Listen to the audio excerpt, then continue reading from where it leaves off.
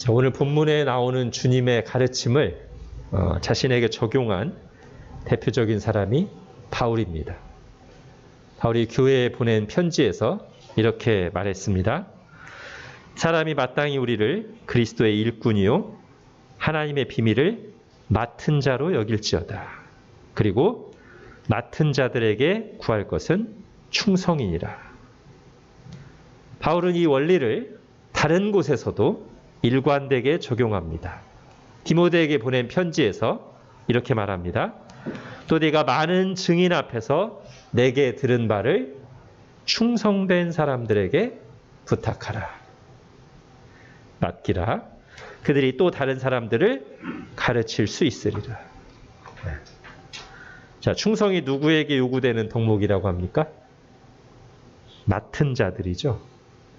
하나님으로부터, 주인으로부터, 권위자로부터 뭔가를 맡아서 위임받아서 그것을 관리하게 된, 일하게 된 사람들에게 요구되는 첫 번째 덕목이 충성입니다.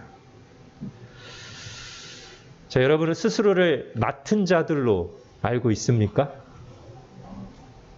하나님께서 여러분에게 뭔가 중요한 것을 맡겼다는 것을 알고 있습니까? 자, 이 질문에 선뜻 대답이 나오지 않는 분들이 있을 수 있어서 한 단계를 거치겠습니다. 자, 여러분들 하나님으로부터 받았습니까? 네, 이 질문에는 하나님을 믿는 사람들이라면 다 분명하게 대답할 수 있죠.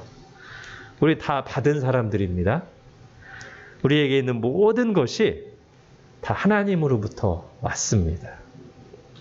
아마 새해를 맞아서 많은 분들이 성경 일독을 시작하셨을 걸로 예상하는데, 창세기 1, 2장에 보면 하나님이 모든 것의 근원이시고, 그러므로 우리에게 있는 또는 존재하는 모든 것들이 하나님으로부터 왔다, 하나님께 받았다는 것을 내용으로 성경 말씀이 시작됩니다.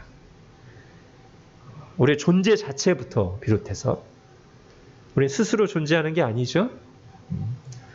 나는 스스로 있는 자다라고 말할 수 있는 분은 하나님 한 분뿐이십니다.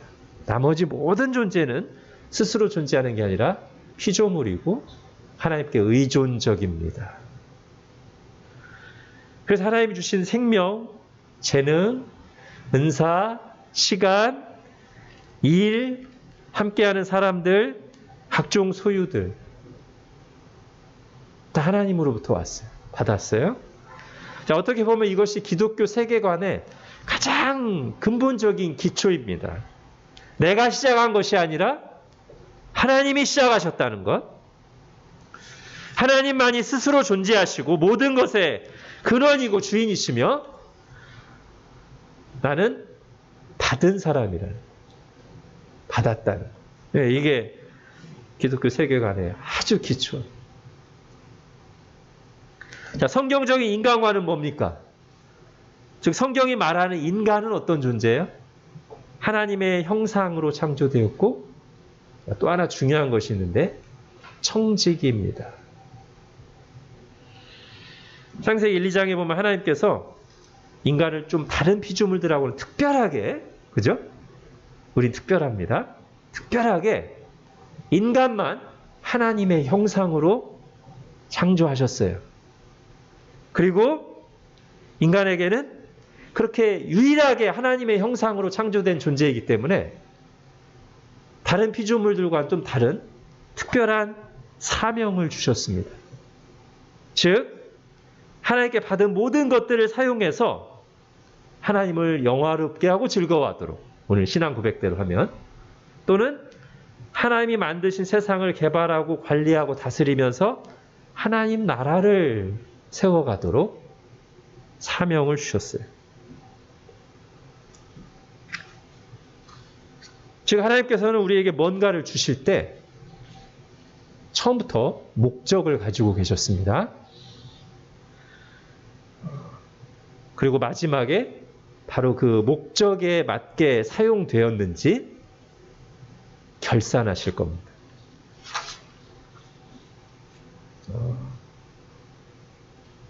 오늘 본문에서 주님이 하신 이 말씀은 지금 제가 방금 창세기 1, 2장의 기초에서 말한 그 가장 기본적인 진리를 좀 더 알기 쉽고 분명하게 이야기로, 비유로 만들어서 가르치신 거라고 할 수 있어요. 그래서 오늘 비유 속에서 나오는 종들도 맡은 자로 등장하죠. 14절 보십시오. 또 어떤 사람이 타국에 갈 때 그 종들을 불러 자기 소유를 맡김과 같으니. 자, 여러분 분명히 할 게 있습니다. 이 마태복음 25장에 나오는 세 가지 비유.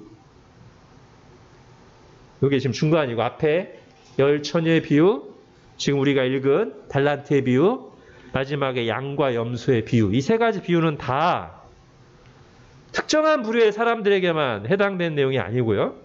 마지막 날에 하나님 앞에서 인생을 결산할 모든 사람에게 해당되는 것입니다.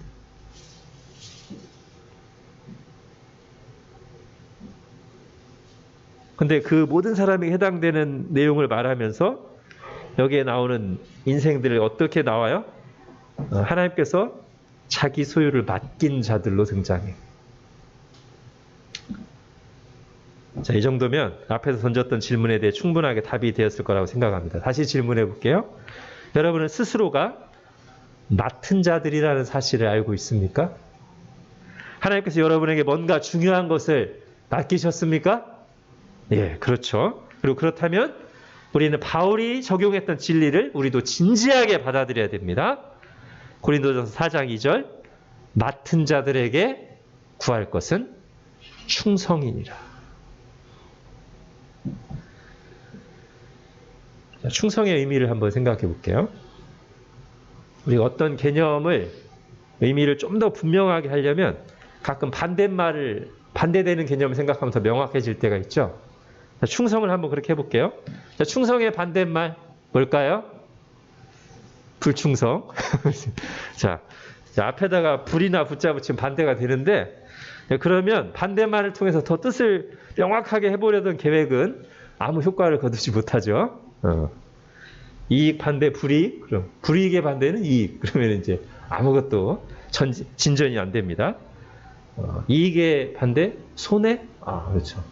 정직의 반대 거짓말, 속이는 거, 이렇게 해야 이제 서로 상호작용하면서 더 풍성해지죠. 자, 충성의 반대도 그런 식으로. 자, 충성의 반대는 크게 두 가지가 있습니다. 이 충성이라는 이 내용의 성격상 두 가지가 있어요. 나중에 이걸 합치겠습니다만. 자, 하나는 반역이에요. 그죠? 충성스러운 신앙, 반역 또는 배신. 이게 충성의 반대죠. 자, 또 하나가 있는데 오늘 본문에 힌트가 나옵니다. 자, 23절하고 26절을 한번 같이 비교해서 보십시오. 자, 23절에 주님께서 칭찬하시면서 왕이 착하고 충성된 종아라고 칭찬하는데요. 26절에는 그 반대말을 가지고 책망하시죠. 자, 착하고의 반대말 악하고. 자, 그렇다면 충성된의 반대말 게으른. 그렇죠. 이렇게 연결해 볼 수 있어요. 제가 지금 두 가지를 얘기했는데 반역이나 배신은 인격적인 존재에 대한 거예요. 즉 내게 뭔가를 맡긴 분 또는 나와 관계된 사람에 대해서 충성스럽지 못할 때 배신, 반역이라고 하고요. 자, 그런가 하면 일에 대한 게 있어요. 내게 맡겨진 일, 내가 책임을 맡은 어떤 임무에 충성스럽지 못할 때는 그때 뭐라고 그래요? 게으름, 무책임, 불성실 이렇게 얘기합니다. 자, 그런데요. 사실 좀 더 깊이 들어가 보면 충성의 진짜 반대편에 있는 그 핵심이 뭐냐면 자기 중심이에요. 거기에서부터 배신이 나오고 게으름이 나오고 나를 부르신 분이나 내가 맡은 일의 중요성과 공공성을 생각하는 것이 아니라 내가 편한 거, 내 이익, 내 감정만 앞세울 때 배신과 게으름이 나오는 거잖아요. 즉 우리가 충성의 대상이 있어야 이제 충성을 하는 건데, 하나님이 왕이 아니라 자기가 왕이니까 충성할 대상이 없어요. 궁극적인 충성의 대상이 자기 자신이야. 그래서 자기 자신에게 해가 되거나 불편하거나 감정이 상하면 이게 자기를 위해서 다른 사람을 배신하거나 자기를 위해서 일을 안 하거나 떠나거나 이렇게 되는 것이죠. 피조물이요 청직이라는 사실을 잊어버리고 자기가 하나님이요 주인이 되어 있는 데서부터 이 불충이 나오는 거예요. 그러면 아담과 하와가 사탄의 유혹에 빠져서 선악과를 먹을 때, 즉 인류의 첫 범죄가 자행될 때 그 사탄이 하는 그 유혹의 멘트가 뭐였죠? 네가 선악과를 먹으면 하나님처럼 된다 했어요. 그죠? 그 말을 듣고 선악과를 먹었거든요. 즉 아담과 하와가 선악과를 먹은 행위는 자신의 주인이 되신 하나님 대신 왕 대신 하나님에 대한 반역이었어요. 그죠? 배신이었어요. 즉 인류의 첫 번째 범죄, 죄의 그 근원, 중요한 특징 중에 하나가 충성에 반대되는 행동이었다고요. 그죠? 이렇게 따라가다 보면 충성이 이게 기독교 신앙에서 굉장히 중요한 부분이라는 걸 생각하게 돼요. 오늘 본문에서도 그걸 보여주고 있어요. 마지막 날 하나님 앞에서 우리 인생을 결산할 때 하나님이 상을 주시는가 심판하시는가를 결정짓는 시금석이 뭘로 나옵니까? 오늘 본문에 충성의 여부로 나와요. 충성했느냐 충성하지 않았느냐에 따라서 하나님께서 우리 인생을 결산하셔서 칭찬하시고 상을 주기도 하시고 진노하시며 심판하기도 하신다. 또한 갈라디아서에서는 충성이 성령의 열매로 등장해요. 오직 성령의 열매는 사랑과 희락과 화평과 오래 참음과 자비와 양선과 충성과 온유와 절제니. 예. 즉 우리 믿는 사람들 안에 성령님이 내주하시면서 일하고 계시잖아요. 우리를 인격적으로 변화시켜 가시죠. 성화시키시잖아요. 그럴 때 그 사람은 점점 더 만약에 그 열매를 맺어간다면 성령님이 변화시키는 그 은혜를 받아서 변해간다면 점점 어떤 사람으로 변해가게 된다? 충성스러운 사람으로 변해가게 된다. 그럼 지금까지 말한 세 가지 한번 정리해 볼게요. 자, 충성은 부르심을 받은 맡은 사람들에게 요구되는 첫째 되는 덕목이며, 두 번째, 이 땅에 살아가는 동안 성령님께서 우리 안에 맺게 하시는 거룩한 성품, 하나님의 성품 중 하나이며, 세 번째, 그러므로 마지막 날에 주님께서 모든 인생들을 결산하실 때 상을 주시기도 하시고 심판하시기도 하시는 시금석에 해당되는 게 뭐냐면 충성이다. 이렇게 보니까 우리의 존재의 시작과 과정과 끝에 아주 충성이 중요한 요소고 신앙의 핵심적인 요소임을 확인하게 됩니다. 그 다음에 우리가 이렇게 말할 수 있겠어요? 예수님을 잘 믿는다는 것. 믿음이 좋다는 걸 뭘까? 여러 가지 말로 표현할 수 있습니다. 근데 오늘은 이렇게 표현해도 괜찮을 것 같아요. 충성스러운 것이다. 충성스러운 사람이 하나님 잘 믿는 사람이다. 자, 제가 앞에서 충성에 반대되는 개념 두 가지를 얘기했는데 그걸 적용해서, 그래서 충성에는 관계적인 측면이 있다고 했죠? 그럴 때는 이제 반대가 배신 반역이고, 일하는 자세라는 측면에서 있을 반대는, 충성의 반대는 게으름, 무책임, 불성실인데, 자, 그러면 참된 믿음을 가진 사람은 어떤 사람이어야 돼요? 충성스러운 사람이어야 되는데, 그 말은 먼저 하나님과의 관계에서 충성스러워야 되고요. 즉 하나님을 배신하거나 부인하지 않고 하나님을 하나님 대접하는 사람. 그리고 맡기신 일에 또 역시 게으르지 않고 무책임하지 않고 불성실하지 않고 부지런하고 충성스러운 사람이에요. 그게 믿음 좋은 사람의 태도라. 그리고 이 둘을 이제 합쳐야 되겠죠? 이 둘을 합치면, 즉 관계적인 측면과 일이라는 측면을 합쳐서 조화시키면 이렇게 정리하면 되겠죠. 맡긴 일을 부지런히 열심히 하되 어떻게 열심히 해야 돼요? 주인의 마음에 맞게. 주인을 위해서 열심히 해야 돼요. 이게 충성이고요. 자, 좀 더 일반적인 관계 속에서 하자면 여러 관계들 속에서 왕과 신하, 부부 사이, 스승과 제자 관계, 고용인과 비고용인 간의 그 여러 관계 속에서 자기 자리를 잘 지키면서, 이게 중요합니다. 이 관계 속에서 자기 자리를 잘 지키면서 남편이라는 자리, 부모라는 자리, 신하라는 자리, 스승이라는 자리, 고용인 또는 비고용인이라는 자리, 자기 자리를 잘 지키면서 그 자리에서 책임감 있게 성실하게 일하는 게 충성이다. 예를 들면 이런 걸 생각할 수 있죠. 왕이 어떤 신하를 세워놨더니 그 신하가 아주 열일을 합니다. 열심히 일해. 근데 다 자기 편을 만들어놔요. 그럼 이건 충성이 아니라 반역이죠. 충성스러운 신하는 자기를 높이거나 자기 소견에 옳은 대로 하는 사람이 아니라 왕의 뜻이 잘 펼쳐지고 나를 통해 왕이 영광을 받도록 열심히 일하는 사람이죠. 자, 일반적인 관계로, 자, 부모가 열심히 일하는데 자녀를 방치해요.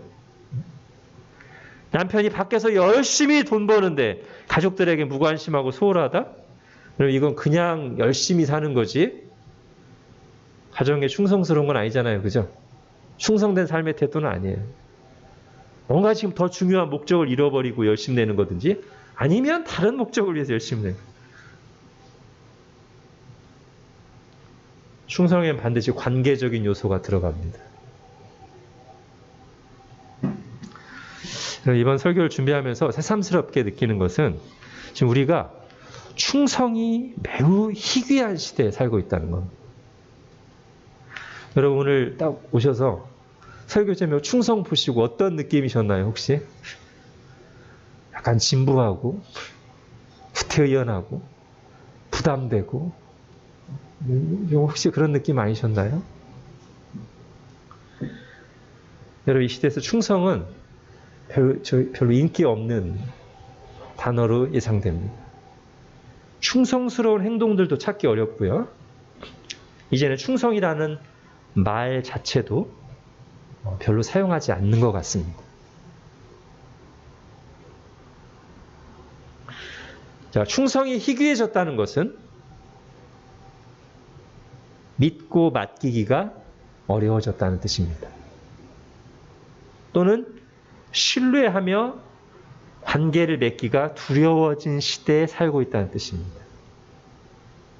대표적으로 요즘 남녀관계에 대한 뉴스들이나 소식들 들어보면 그렇죠.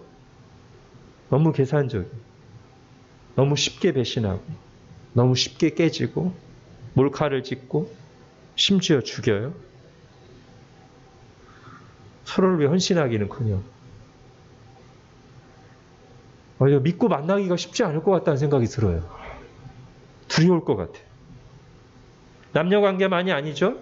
사회 전반에 갈등이 만연한데 저는 그 갈등이 만연한 이유가 하나는 아니겠습니다만 중요한 이유 중에 하나가 이런 갈등을 계속 더 야기하고 더 크게 만든 이유 중에 하나가 충성을 상실했기 때문에 가정에서 일터에서 그리고 책임을 맡은 지도자들이 충성스러운 태도를 상실했기 때문에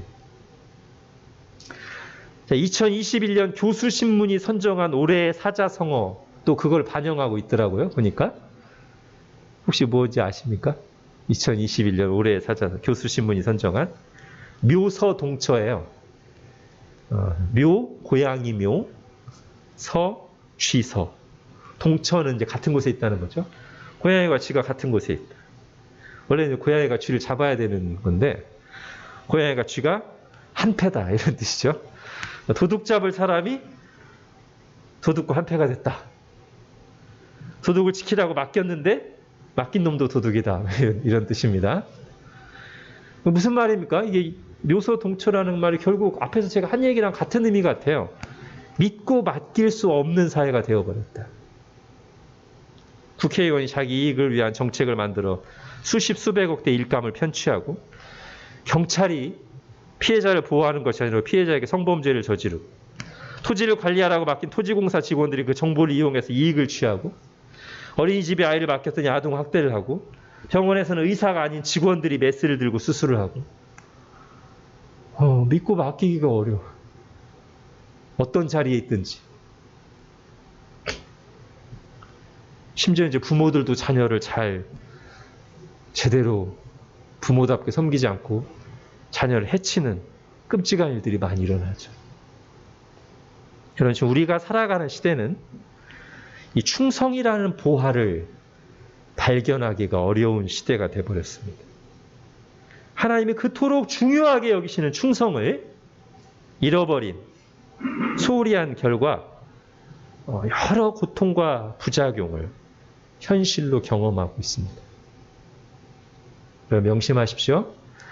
우리가 하나님의 말씀을 얼마든지 무시하거나 버릴 수 있습니다. 그러나 그때 오는 고통과 부작용과 심판까지 비껴갈 수는 없습니다.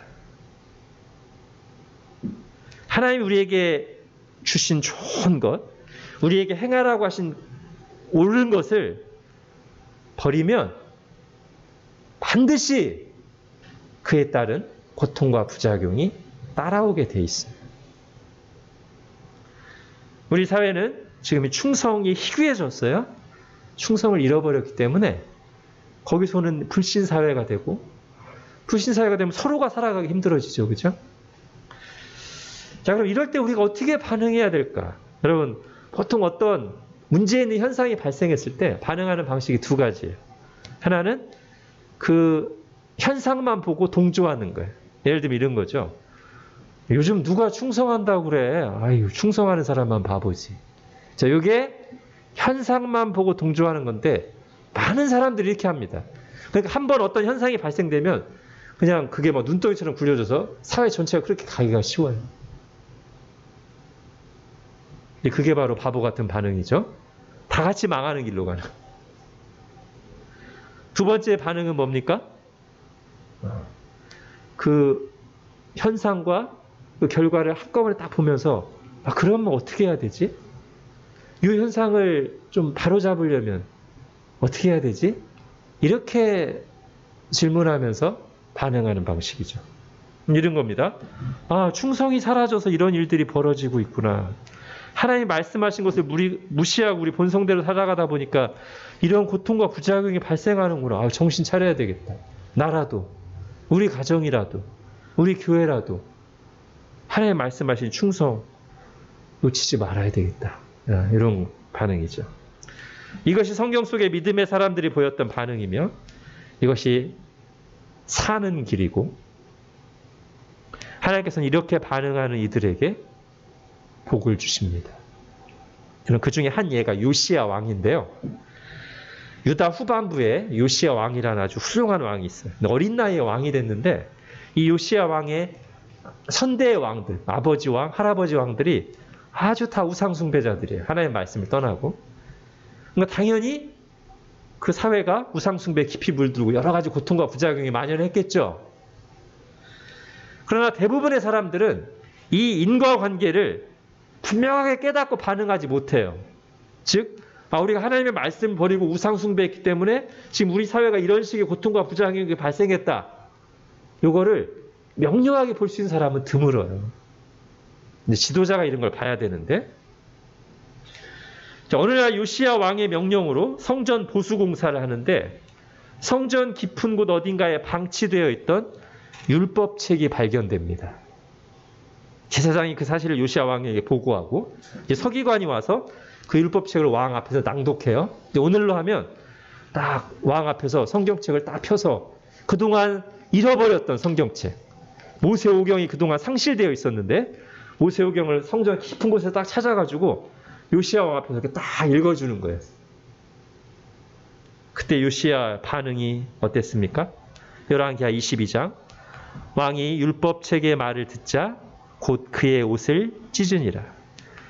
왕이 제사장 힐기야와 사반의 아들 아이감과 미가의 아들 악불과 서기관 사관과 왕의 시종 아사야에게 명령하이르되 너희는 가서 나와 백성과 온 유다를 위하여 이 발견한 책의 말씀에 대하여 여호와께 물으라. 우리 조상들이 이 책의 말씀을 듣지 아니하며 이 책에 우리를 위하여 기록된 모든 것을 행하지 아니하였으므로 여호와께서 우리에게 내리신 진노가 크도다. 예. 요시야는 이 말씀을 딱 듣는 순간, 지금 우리에게 있는 이 고통과 부작용의 현실, 이 바로 이 하나님의 말씀을 잃어버리고 이 말씀을 적용하지 않고 살고 이 말씀을 무시하고 하나님을 떠났기 때문에 온 결과물이구나 라는 걸 딱 깨닫고 그 자리에서 회개하면서 하나님께 기도하기 시작했어요.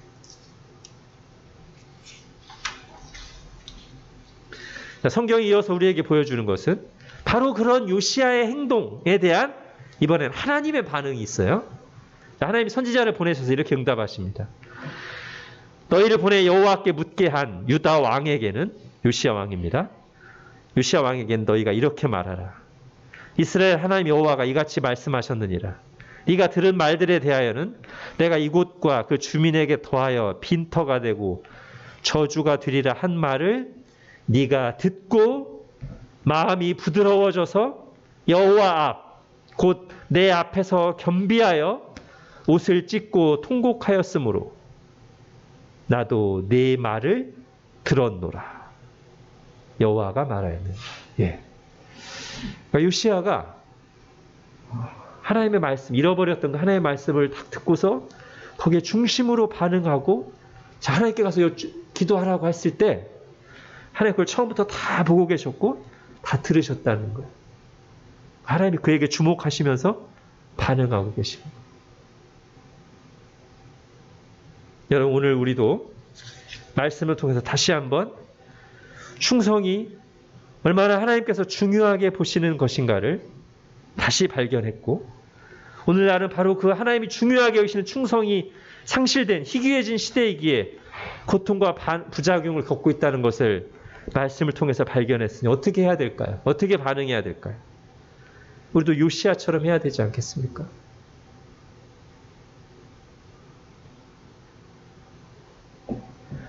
먼저 충성에 대한 마음이 바뀌기를 원합니다.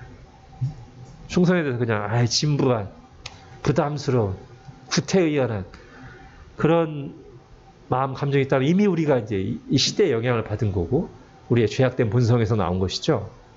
하나님 충성을 너무나 귀한 것으로 보십니다. 우리에게서 충성을 찾으십니다. 우리가 충성할 때 너무나 기뻐하시면서 잘했다 착하고 충성된 종 하십니다. 우리 충성에 대한 부정적인 생각이 혹시라도 있다면 그거 먼저 바뀌어야 돼. 충성이 정말 좋은 것이구나. 정말 귀한 것이구나. 하나님 이걸 너무나 좋아하시는구나. 자, 그러면서 이제 어떻게 해야 되겠어요? 자, 요시야가 그 말씀을 잃어버렸던 말씀 딱 듣고서 회개하면서 하나님께 기도로 나아가잖아요. 우리도 이제 그래야 되는 거죠. 여러분, 최고의 기도 습관 중 하나는 말씀과 연결해서 기도하는 거예요. 그럴 때 우리는 우리 자신의 생각과 우리가 받고 있는 이 시대의 영향을 벗어나서 하나님의 뜻대로 구할 수 있게 되고, 하나님의 뜻대로 구하니까 올바른 기도를 하게 되고 더 응답받을 거라는 확신도 가지게 되겠죠. 여러분, 작년 여름부터 해서 이제 연말까지 청소년부가 매주 기도 모임을 했어요. 토요일 날 저녁 때 줌으로. 근데 잘했어요. 근데 처음에 이제 어떤 식으로 이제 발전했냐면, 처음에 이제 모여서 딱 기도 제목을 내는데 한 2, 3주 하고 보니까 애들이 기도 제목 내는 게 늘 똑같아요. 기도 제목이 늘 똑같아요. 약간 형식적인. 그래서 제가 좀 지침을 줬습니다. 너희 매번 이게 기도 제목이 똑같으니까 안 되겠다. 다음 주부터는 하나님과 관계된 기도 하나, 그다음에 일상에서의 기도 좀 더 구체적으로 그렇게 준비해와. 다음 주부터 그렇게 잘하더라고요. 우리 청소년들이. 하나님과 관계된 기도, 어떻게 말씀 생활하고 기도하고 하나님의 말씀도 자취하고, 그다음에 일상에서의 기도 잘해서 2개씩 하더라고요. 근데 또 쭉 몇 주 가다 보니까 또 뭔가 약간 부족함을 느꼈어요. 그래서 야, 너희들 다 좋은데 기도 제목 내기 전에 우리 감사도 하나씩 하자. 한 주간 감사했던 거 형식적으로 하지 말고 잘 준비해서 해. 야, 이것도 또 바로 적용해서 다음 주부터 청소년들이 아주 잘했어요. 그래서 감사 제목을 뭐 하나 딱 얘기하고, 그다음에 하나님과 관계된 기도, 일상적인 기도 딱 얘기했어요. 근데 또 이제 쭉 한참 가다 보니까, 요게 또 이제 하나님과 관계된 기도가 약간 또 뻔해지는 것 같아서, 제가 이제 마지막 하나 적용한 게 이겁니다. 야, 너희들 지금 잘하고 있는데, 하나만 더 업그레이드 하자.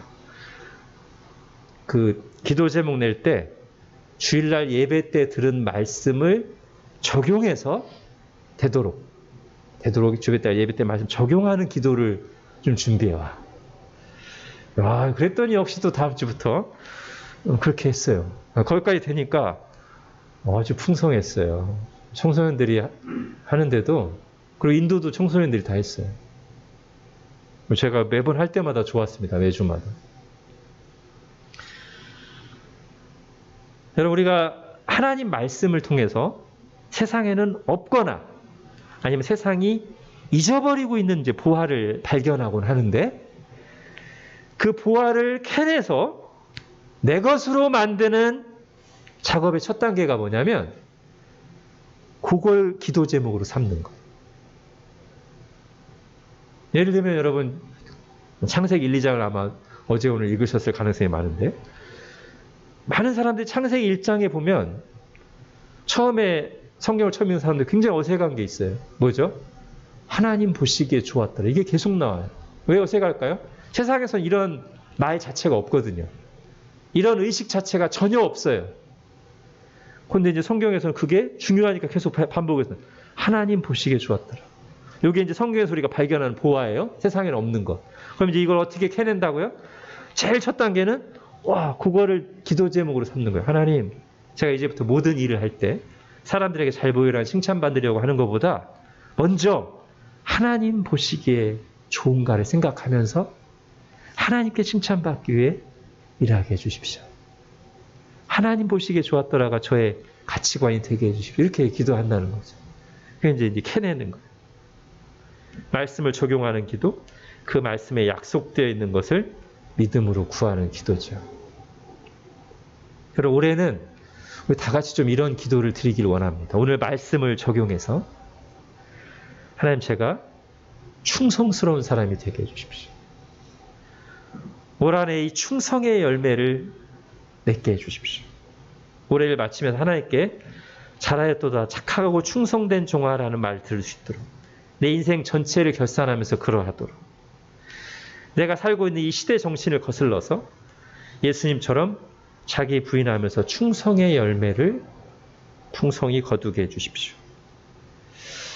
이렇게 이 세상에서 점점 희귀해져 가고 있는 충성의 보화를 캐내서 우리에게 적용하는 기도를 같이 하면 좋겠습니다.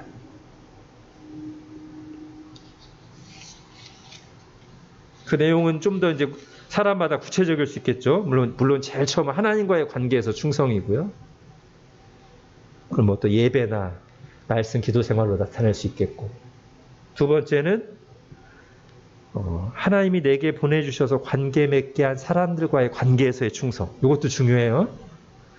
물론 이 두 번째 충성이란 뭐 하나님께 충성하는 것처럼 절대 복종을 말한다기보다는 이 관계에 대해서 감사하고 이 관계를 귀하게 여기고 상대를 존중하는 것.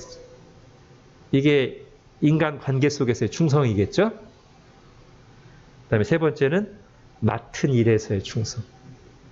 교회에서 맡은 일, 회사에서 맡은 일, 가정에서 맡은 일, 여러 모임이나 자기가 속한 곳에서 맡은 일.